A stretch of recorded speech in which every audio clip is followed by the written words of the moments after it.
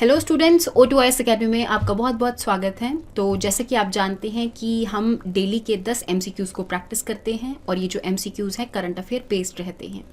तो आज के MCQs शुरू करने से पहले अगर आपको इस वीडियो की PDF चाहिए तो आप हमारी O2IS अकेडमी की जो ऐप है इसको डाउनलोड कर सकते हैं और यहाँ पर आपको ये PDF मिल जाएगी।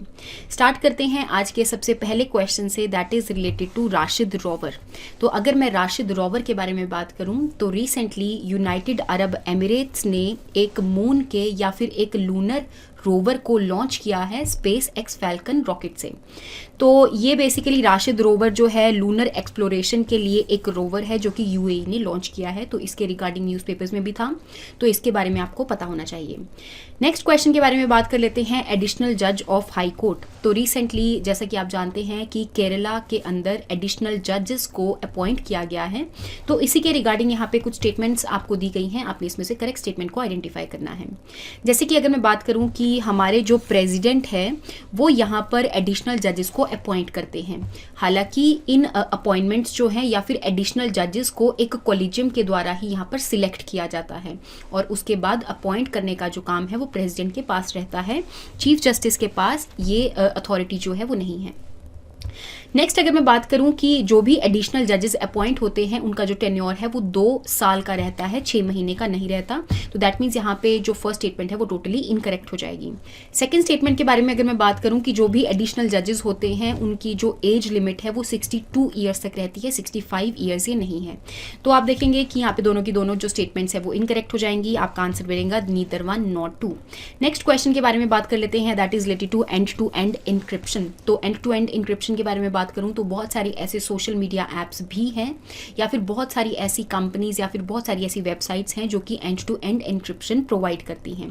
तो कम्युनिकेशन प्रोसेस के अंदर जो इंक्रिप्शन है या फिर एंड टू एंड इंक्रिप्शन है, इसका मतलब होता है कि अगर एक मैसेज सेंडर ने कोई मैसेज सेंड किया है और वो रिसीवर के पास गया है तो इसके अलावा कोई भी जो थर्ड पर्सन है वो इस मैसेज को रिसीव नहीं कर सकता या फिर इस मैसेज को नहीं पढ़ सकता।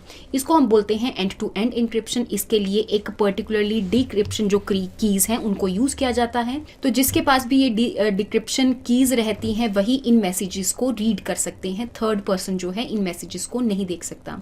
तो इससे जितने भी साइबर सिक्योरिटी है वो ज़्यादा मेंटेन रखी जा सकती है और इसके जितने भी इश्यूज हैं उनको अवॉइड किया जा सकता है। तो आप देखेंगे कि यहाँ पे आपकी दोनों की दोनों जो स्टेटमेंट्स है ये करेक्ट हो जाएंगी। एंड टू एंड इंक्रिप्शन के ऊपर द हिंदू में आर्टिकल आया था तो इसी के रिगार्डिंग इस क्वेश्चन को ऐड किया गया है।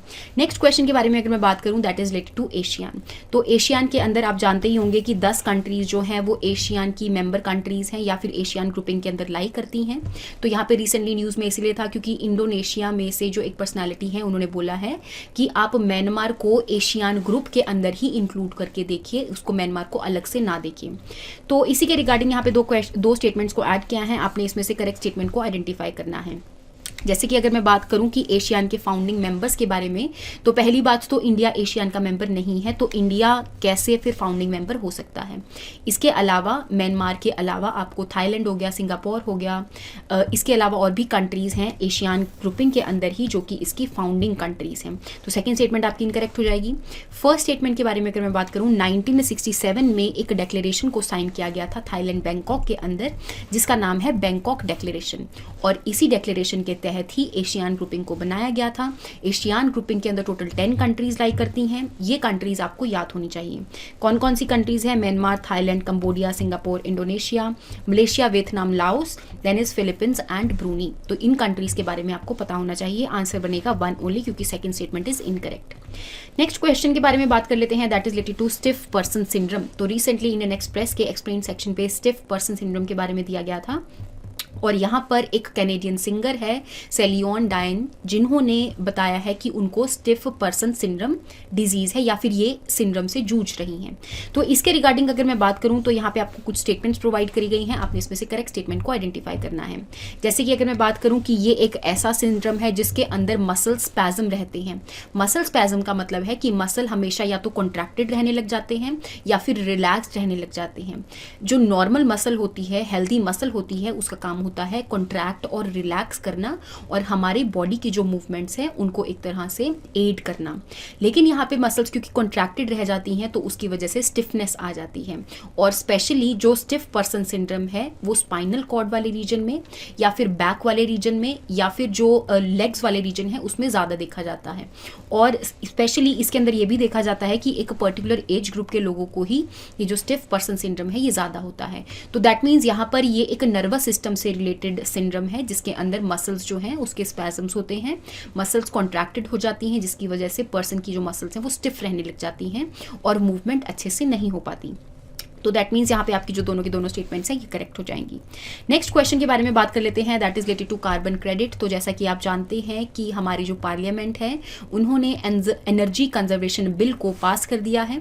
तो इसी के रिगार्डिंग यहाँ पे आपको दो स्टेटमेंट्स को प्रोवाइड किया गया है, आपने इसमें से इनकरेक्ट स्टेटमेंट को आइडेंटिफाई करना है। जैसे अगर मैं सेकेंड स्टेटमेंट के बारे में बात करूँ कि जो नया बिल आया है जो कि एनर्जी कंजर्वेशन अमेंडमेंट बिल है, ये एम्पावर करता है गवर्नमेंट्स को कि वो कार्बन क्रेडिट ट्रेडिंग स्कीम को एक तरह से इम्प्लीमेंट कर सकें।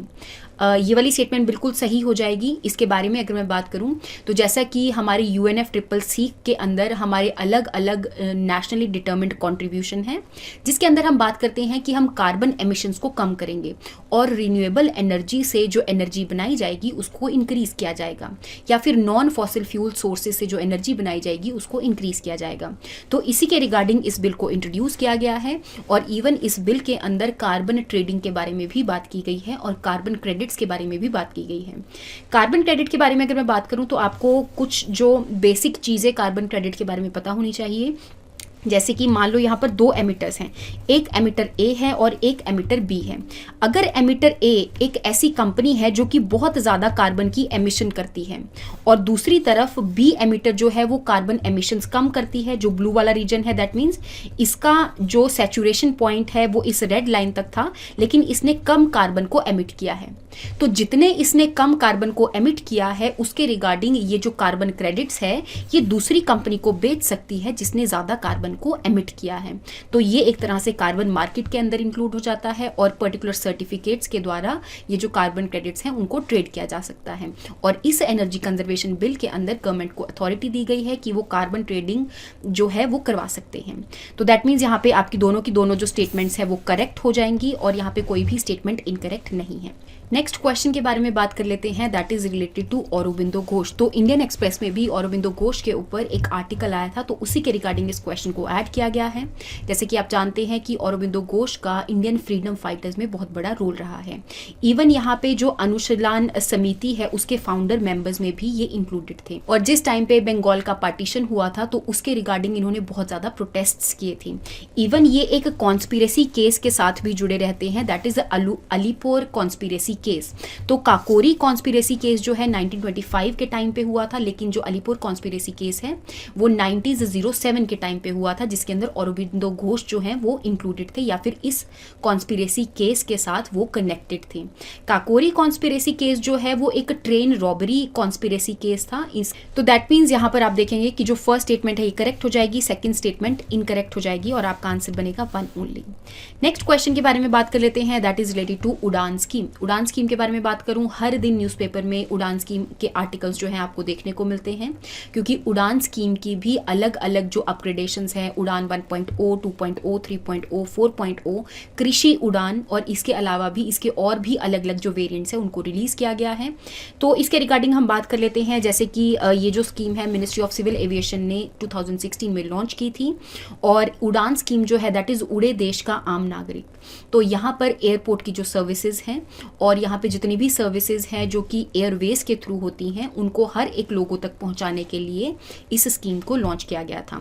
इसके अंदर एयर कनेक्टिविटी जो है उसको इंक्रीज किया जाएगा ताकि जो पैसेंजर्स हैं वो एयर के रूट्स को ज़्यादा यूज़ कर सकें और एयर के रूट्स यूज़ करने की वजह से जो अनसर्व्ड रीजन्स हैं जो कि ऐसे एयरपोर्ट्स हैं जो कि फंक्शनल नहीं थे अब वो भी फंक्शनल हो जाएंगे। और इवन जैसे आप कृषि उड़ान में देखते ही हैं, कृषि उड़ान में जितने भी एग्रीकल्चरल प्रोडक्ट्स हैं, एडिबल एग्रीकल्चर प्रोडक्ट्स हैं, उनको एयरपोर्ट सर्विसेज या फिर एयरवेज के थ्रू एक जगह से दूसरी जगह पहुंचाया जाता है। इवन अगर मैं सेकंड स्टेटमेंट के बारे में बात करूं तो यहाँ पे जो कंसेशंस हैं वो पैसेंजर्स को भी मिले हैं, एयरलाइंस को भी मिले हैं, और यहाँ पे एयरपोर्ट्स जो है फंक्शनल्स भी हुए हैं। तो दैट मीन्स यहाँ पे तीनों की तीनों जो स्टेटमेंट्स हैं वो आपकी करेक्ट हो जाएंगी और आपका आंसर बनेगा 1, 2 एंड 3। नेक्स्ट क्वेश्चन के बारे में बात कर लेते हैं, that is related to Asia Pacific regional meeting. तो रिसेंटली इंटरनेशनल लेबर ऑर्गेनाइजेशन की जो 17th मीटिंग है, जो कि एशिया पैसिफिक रीजन की मीटिंग थी, क्योंकि एक पर्टिकुलर रीजन में कंडक्ट करवाई गई थी, तो ये सिंगापुर में कंडक्ट करवाई गई है। और इंटरनेशनल लेबर ऑर्गेनाइजेशन के बारे में लास्ट क्लास में भी मैंने एक क्वेश्चन ऐड किया था, जो कि मैंने बताया था कि 1990s में ट्रीटी ऑफ वर्सेल्स के द्वारा इस ऑर्गेनाइजेशन को बनाया गया, और ये एक ट्राई पार्टाइट ऑर्गेनाइजेशन है जिसमें गवर्नमेंट, एम्प्लॉयर्स और वर्कर्स जो हैं एक प्लेटफॉर्म पर आ जाते हैं और यहाँ पे इनके जो रूल्स एंड रेगुलेशन हैं उनको बनाया जाता है। तो यहाँ पे आप देखेंगे कि दोनों की दोनों जो स्टेटमेंट्स हैं ये करेक्ट हैं। लास्ट क्वेश्चन के बारे में बात कर लेते हैं, दैट इज रिलेटेड टू महाकवि सुब्रमण्यम भारतीयार। तो इनके बारे में बात करूं तो हमारे इंडियन फ्रीडम स्ट्रगल के अंदर इनका भी बहुत बड़ा रोल रहा है। स्पेशली तमिलनाडु वाले रीजन में इनका बहुत बड़ा रोल रहा है। जो भी डिस्क्रिमिनेटरी एक्टिविटीज़ होती थी उसके रिगार्डिंग भी इन्होंने बहुत सारी प्रोटेस्ट्स की हैं। तो इवन अगर मैं इनकी बात करूं कि ये किस बेसिस में इनको रिकॉग्नाइज किया, तो ये writer, poet, journalist, Indian independence activist, social reformer रह चुके हैं, पॉलीग्लॉट, मतलब कि इनको बहुत सारी लैंग्वेजेस जो है पता थी। तो ये तेलंगाना वाले रीजन से नहीं बिलोंग करते थे, तमिल वाले रीजन से बिलोंग करते थे। तो फर्स्ट स्टेटमेंट आपकी इनकरेक्ट हो जाएगी। सेकेंड स्टेटमेंट के बारे में अगर मैं बात करूं तो इनको एक पोएट्री में एक एक्सीलेंस भी मिला है, एक अवार्ड भी दिया गया है जिसको हम भारती के नाम से जानते हैं। तो ये स्टेटमेंट आपकी करेक्ट हो जाएगी और आपका आंसर बनेगा 2 ओनली, क्योंकि first statement is incorrect. So I hope आपको यहां तक जो करंट अफेयर्स है उनके बारे में समझ में आया होगा। नेक्स्ट क्लास के अंदर हम नेक्स्ट क्वेश्चंस के साथ मिलेंगे। Thank you so much and have a nice day.